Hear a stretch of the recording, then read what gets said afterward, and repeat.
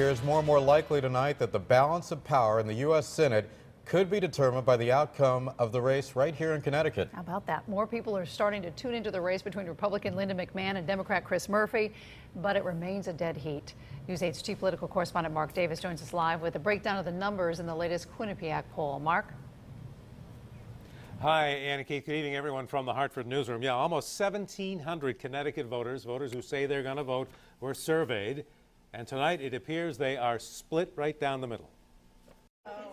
With just 32 days to go, the latest poll shows Republican Linda McMahon has the very real possibility of becoming Connecticut's first woman United States Senator and the first Republican in nearly a quarter century.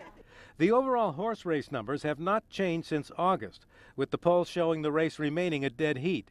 But some things have changed.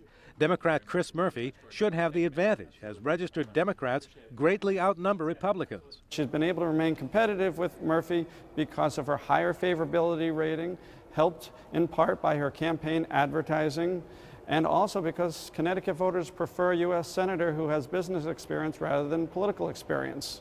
McMahon was unavailable today. In a statement, her campaign says, quote, "This poll tells us that Connecticut voters are wary of promoting a lifetime politician, and it tells us that Connecticut voters are not persuaded by the nasty false attacks." I might have a 10% edge on registration, but Linda McMahon has a 3-to-1 advantage on money. Both candidates are viewed less favorably than they were back in August.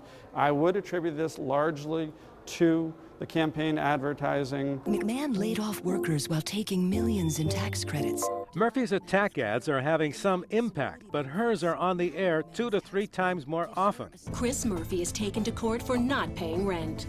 A huge majority of voters say they have seen McMahon's ads that have been pounding Murphy about his personal financial mistakes and his poor attendance at congressional hearings. Anytime that I have a choice between listening to politicians and lobbyists testify in Washington versus listening to my constituents back home, I'm going to listen to my constituents.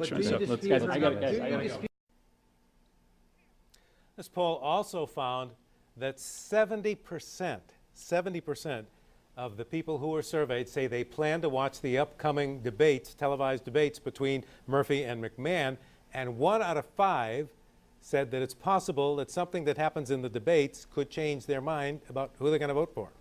Live from the Hartford newsroom, Mark Davis, News 8.